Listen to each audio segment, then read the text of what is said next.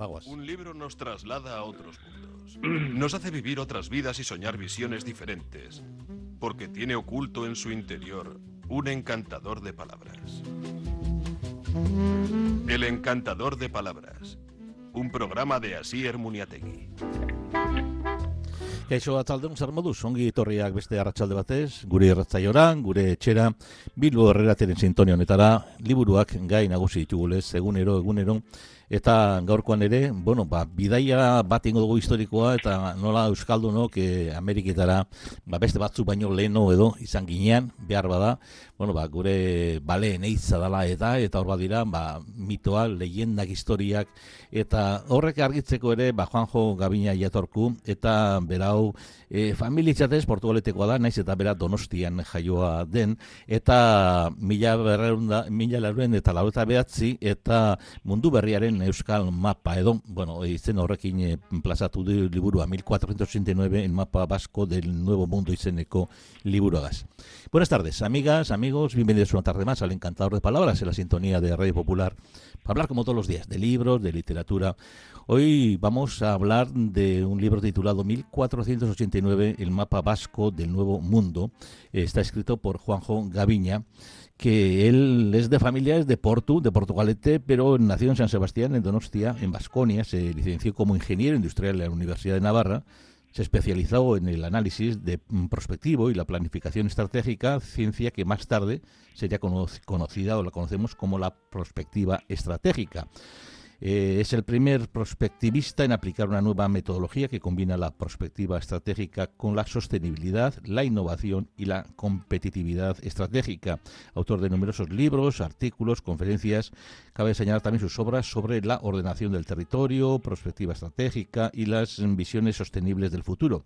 En títulos como El futuro revisitado y La perspectiva y ordenación del territorio, siendo ambos considerados como libros básicos sobre la perspectiva estratégica. Sus novelas tratan temas o temáticas de distinta índole, tanto futuristas como históricas. Próximamente parece que publicará también El algoritmo de Big Brother y La hija de Aristóteles, y en la actualidad trabaja de manera efectiva en la elaboración de estrategias para hacer frente con éxito a las diferentes crisis que desde hace tiempo padecemos. La crisis climática, energética, alimentaria, demográfica, social, económica, sanitaria, educacional, política y tecnológica, es lo que nos dice Juanjo Gabiña. Juanjo Gabiña, arratsaldeon, mila esker gurekin izatearren.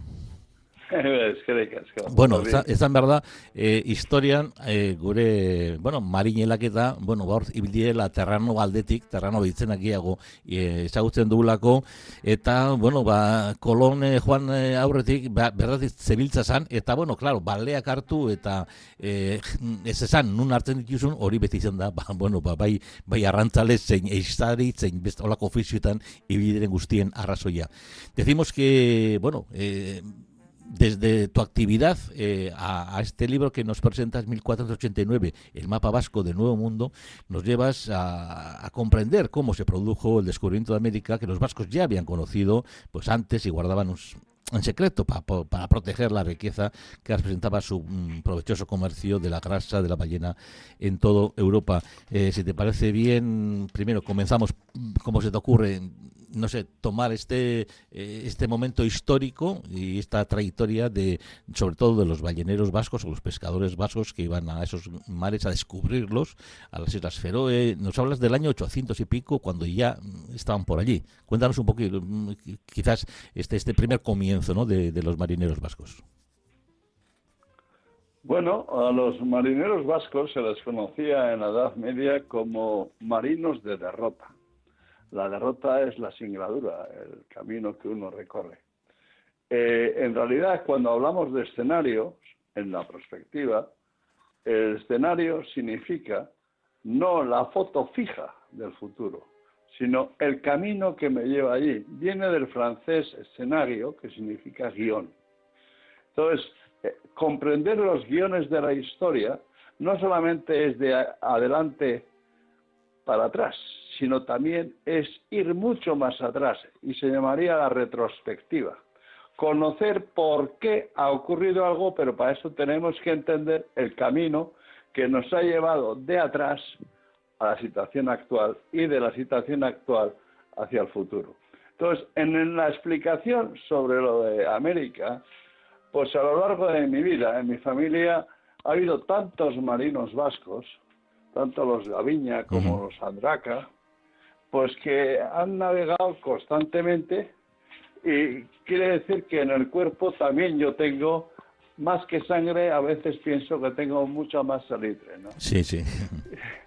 Y una de las cosas que sí me ha interesado mucho como vasco universal que soy, ha sido conocer por qué se han producido hechos y sobre todo tras descubrir, y no es ahora, sino cuando estaba estudiando ciencias políticas y sociales, me di cuenta de que la historia era una mentira.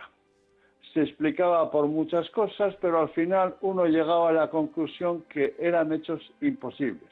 Un ejemplo, y con eso va a ser muy claro, es lo que me saltó en el centro del cerebro. Fue cuando leí a Nietzsche diciendo que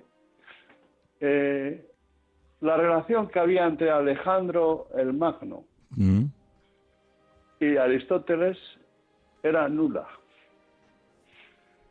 Ya. Todo es mentira. No fue ni su maestro ni le enseñó nada. Uno era demócrata, defendía las libertades, y el otro era un tirano que se creía Dios. No tiene nada que ver. Y esas cosas nos lo han dicho porque quien lo ha escrito lo escribió 200 años después, y eran ya en las épocas próximas, o 300 años después, que eran precisamente los momentos en los cuales estaba apareciendo la figura del Principado, que era precisamente César Augusto, y en ese momento interesaba muy bien plantear que una especie de tiranía, de dictadura, era precisamente muy próxima a la democracia. Bueno, pues después pues he viajado, he vivido en muchos diferentes países, y había cosas que no casaban. ¿Por qué los vascos tenían en la Edad Media prácticamente el control del 90% del mercado de la grasa de la ballena? Ya había bretones que también pescaban, y holandeses, y también había, ¿cómo se llama?, de la zona de esta de Cornualles, y sin embargo los vascos pescaban, sacaban, ¿de dónde? Si la ballena francesa o vasca, que se debería haber llamado, cada vez escaseaba más. Después descubres que los vascos ya en el año 800 y pico ya aparecen por las Islas Feroe. Naturalmente tuve que ir allí para confirmarlo, y fue cierto. Sí. Estaba a 1000 millas náuticas. Y sin embargo allí andaban, pero no un momento, una fase, no, todos los años y varias veces. Y eran barcos, 20, 30. Entonces uno empieza a comprender qué pasaba. Pasaba, por ejemplo, Zumaya, la área, pues uno descubre que había 7 astilleros.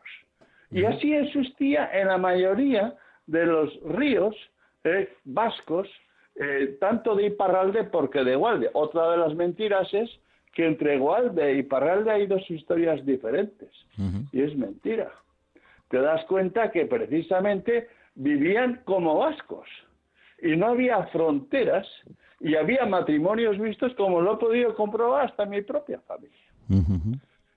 Bueno, eso, en la novela eso se ve claramente. Me gustaría que habláramos también de algunos personajes que son históricos y son importantes, ¿verdad?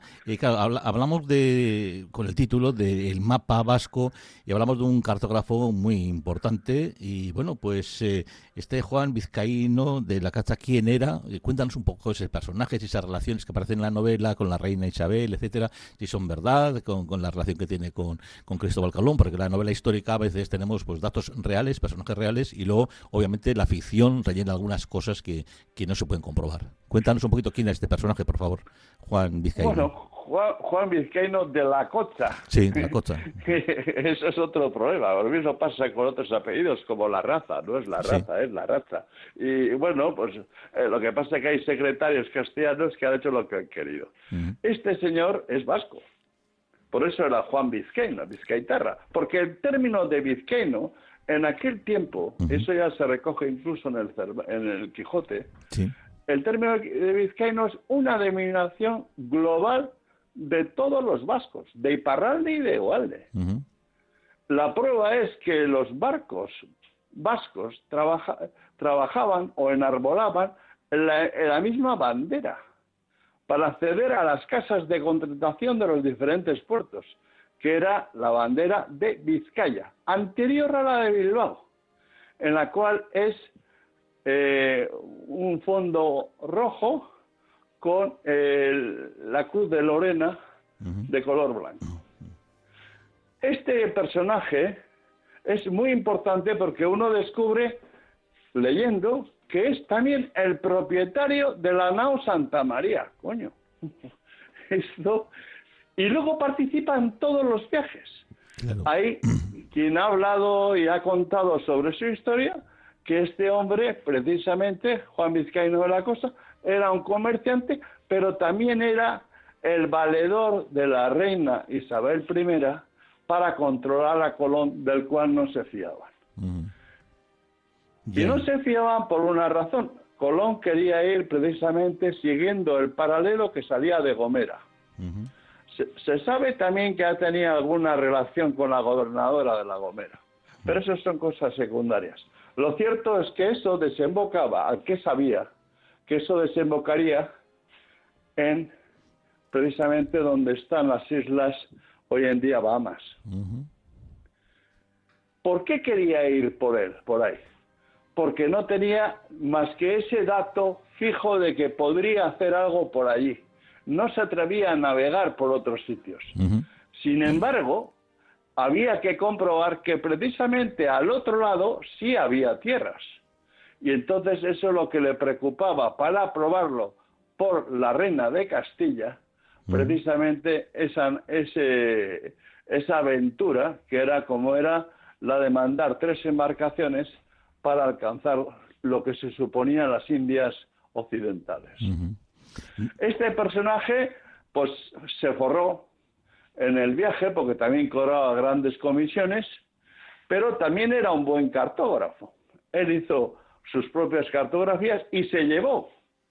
Lo que sí parece evidente que hubo algún mapa que se diseñó, y ese mapa fue utilizado precisamente por los vascos, que todos los años, desde aproximadamente 1437, acostumbraban a ir todos los años precisamente a la caza de la ballena y a la pesca del bacalao a la región precisamente de la desembocadura del río San Lorenzo en Terranova.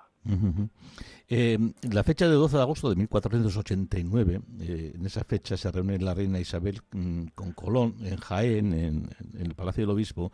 También acude ahí pues este Juan Vizcaíno de la Cosa, y que es cartógrafo armador, como decías.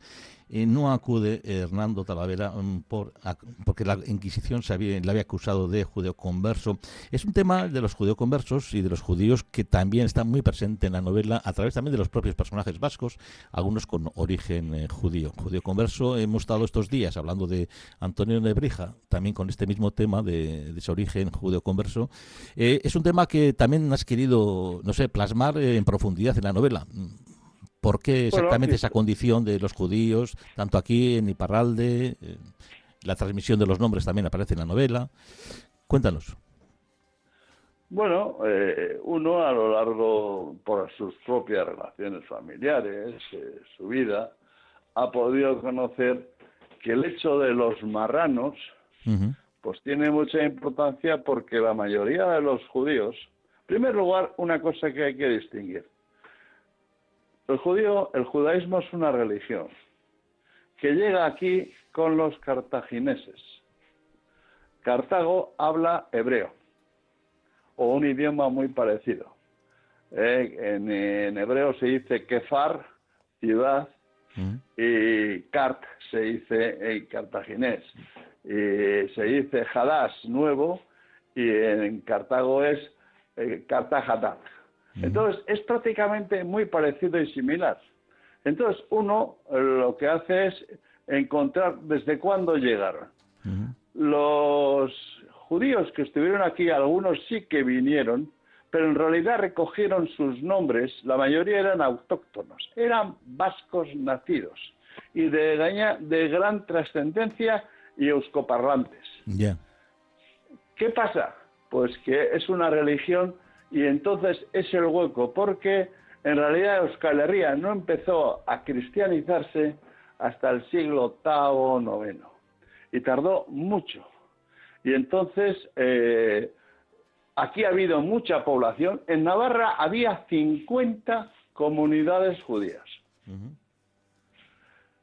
En el País Vasco, por ejemplo, en Gasteiz era muy importante, pero sí. también teníamos en Zumárraga, teníamos en Durango, teníamos en Balmaseda y en otras poblaciones. El judío solamente se juntaba para rezar. Uh-huh. Y gracias a ellos, precisamente, hemos aprovechado y producido el vino que hoy en día tenemos, que es el Chacolí. Sí. Entonces...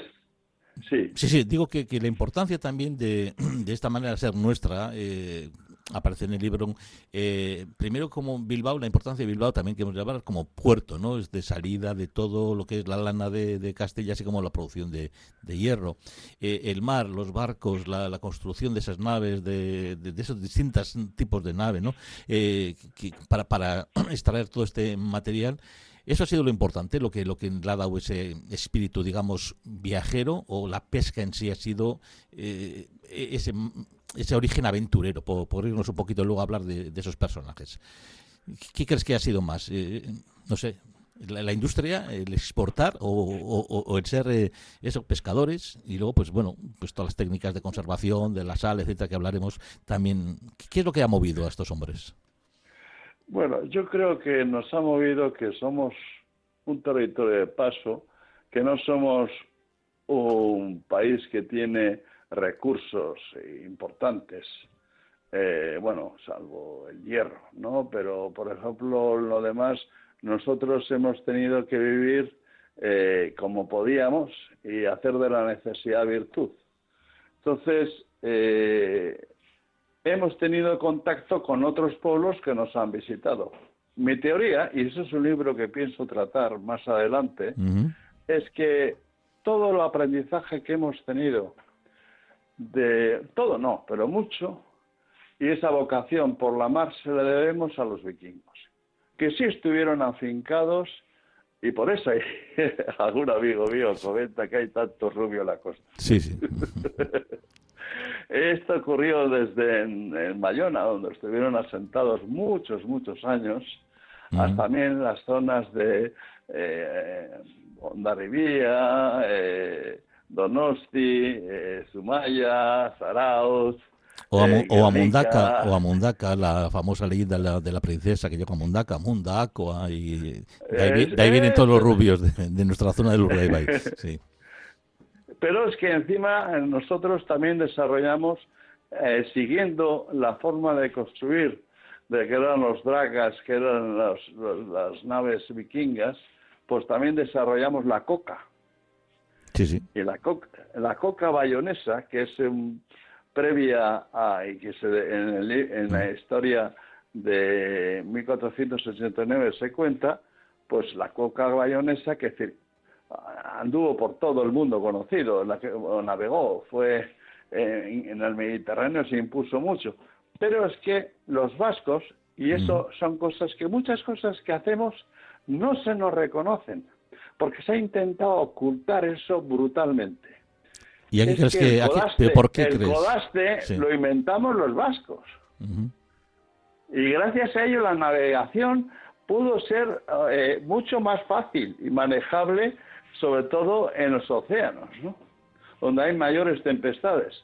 Entonces, eso viene de Bayona, pero también viene de Bayona y viene también de lo que son los litorales vascos, los puertos.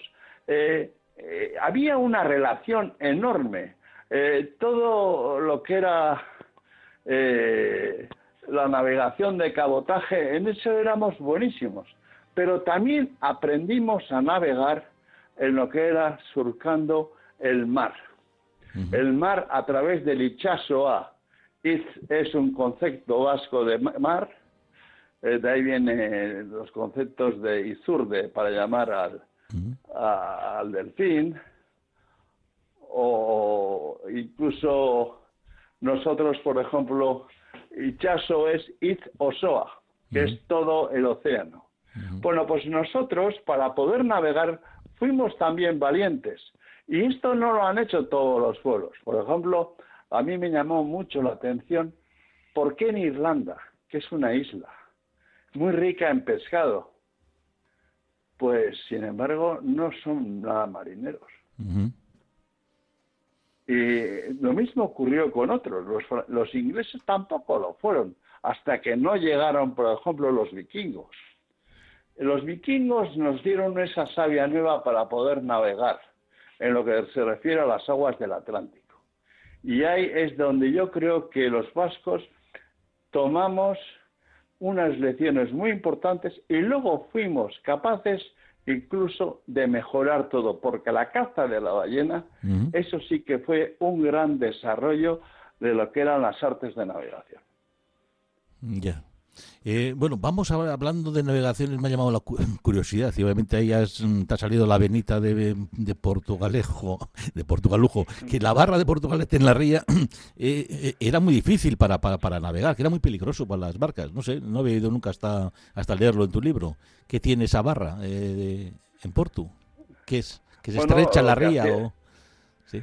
Lo que hacía la barra es, sobre todo, que te obligaba muchas veces a encallarte, ¿no? Si te cogía al final de la subida, pues ponías ciertos problemas para quedar allí embarrancado. Y en aquel tiempo, pues sobre todo, una embarcación de 15 metros de eslora, pues si está cargada, sacarla después, pues tienes bastantes problemas. Sí, sigue. Entonces, sí, dime, cuéntame. Eso es el problema, quedar embarrancado. Quedar embarrancado. Bueno, pues lo que se ve es que había mucha capacidad, mucho arte a la hora de navegar, porque los vascos continuamente se van alejando y van llegando a nuevos territorios, y parece ser que está demostrado que todos esos aceites de ballena y el bacalao que luego con la sal lo mantenían, etcétera, y luego lo traían y lo vendían en Europa, pues eso sí es real y eso es comprobable, ¿no? Entonces son datos históricos que no se pueden refutar, vamos. No, de ahí lo que no se puede refutar nada, porque no hay una teoría contraria, porque lo mismo que el pitching que hablaban, se hablaba en América, que en realidad se dice que hasta en inglés es un pitching gigante, ¿no? Uniendo francés y con palabras del sajón. Al final es para poder entenderte. Pues había un pitching entre el algonquino, que es un conjunto de lenguas, es una etnia que va desde Terranova, Labrador, y llega hasta, podríamos decir, lo que hoy es el estado de West Virginia, debajo de Washington, al sur. Y bueno, Nueva York hablaban algonquino, también se hablaba en Manhattan, concretamente. Sí. También se hablaba en otros idiomas y hasta yo tuve que aprender un poco de lo que sabía. El caixo de los indios Lenupe, ¿no? Ya se nos han acabado los mitos, pero no querría terminar también. Me ha encantado ver a Marco Urlansky, que es amigo, lo traje en Bilbao y hablamos de la historia de la vasca del mundo y también de sal, de la otra obra que tiene. Y la sal también es algo importante en la conservación de productos, también aparece en tu novela. Y bueno, pues también... Bueno, y lo de la lucha contra el escorbuto. También, sí. Los vascos no padecíamos escorbuto porque sí se aprendió que gracias a la sidra no teníamos la pérdida de vitaminas. Y que había un racionamiento en la novela se describe cómo se hace, pero eso sí que es otra aportación de los vascos. Bueno, y antes de terminar el programa, hay otra aportación también, que no la pasas por alto, decir, señores, aquí el que dio la vuelta al mundo fue Elcano, ni fue Magallanes, ni el pirata Drake, o sea que eso también lo querías reivindicar, aparece en el libro, también es otra de las cosas. Sí, porque nos han ninguneado constantemente. Sí. Pero lo mismo ocurre cuando diferentes lingüistas, pues dicen que esa palabra que utilizamos en vasco proviene del gascón. Hay un afán tal de no contar la historia como ha sido, de no querer decir que lo de los celtíberos es un cuento, que lo que sí existía eran los íberos, que solo se quedaron en la costa del Mediterráneo, los celtas, perdón. Sí, tranquilo, sí. Y luego, lo que sí había un conjunto, que no se sabe qué, pero es que eso es precisamente los vascones. Llegaban hasta Guadalajara. Uno va a Numancia y ve, porque ha leído antes, pero es que el pueblo que está donde está Numancia se llama Gorría. Empieza a ver la toponimia y uno se queda y dice, bueno, pero si la toponimia es vasca. Va a Zaragoza, sí que viene de César Augusta, pero es que antes era Zaldúbal y había caballos. Entonces, entiende que ahí se ha tapado todo. Yo, por ejemplo, hice un trabajo que lo he publicado, cuáles son las toponimias existentes, y bueno, ahí se ve clarísimamente que todo el Pirineo está surcado de palabras vascas. Pero es que también se da cuenta de que Europa fue colonizado después de las glaciaciones. Este es otro libro también que quiero escribir. Y que Europa tenía un nombre propio. Y ese nombre propio era en vasco. Se llamaba Landa. Las landas. Landa no es, como dicen land, que los ingleses reivindican como un nombre propio o de origen inglés o sajón, pero en realidad es un error. Porque land era el nombre de los vascos al colonizar, cuando fueron regresando los hielos, fueron surcando, y todo esto del norte le llamaban Landa. Por eso, cuando llegaban los indoeuropeos, preguntaban cómo se llamaba y decían, los que estaban allí, que eran vascos, decían Landa. Por eso Junlandia es la tierra de la Europa de los jutos. Holanda, Scotland, Escocialanda, todo lleva Landa. Landa en ningún idioma europeo significa nada, significa aterrizar, pero yo no creo que en la época del Paleolítico o del Neolítico existieran aviones. Ya. El único idioma que recoge como sustrato y lo utiliza en su propio lenguaje como verbo y sustantivo es el vasco, que dice landatu y dice landare. Así es. Bueno, pues nuestros minutos landatu agortu egin dira. 1489, Juanjo Gaviña es el autor, el mapa vasco del mundo, ediciones Beta. Y bueno, pues para todos aquellos que queréis disfrutar de nuestra historia y bueno, pues conocer las historias que nos va a llevar a través de Ochoa de Andraca, de su esposa y de todos los vascos, que parece que también descubrimos todos esos parajes nuevos, esos nuevos mundos.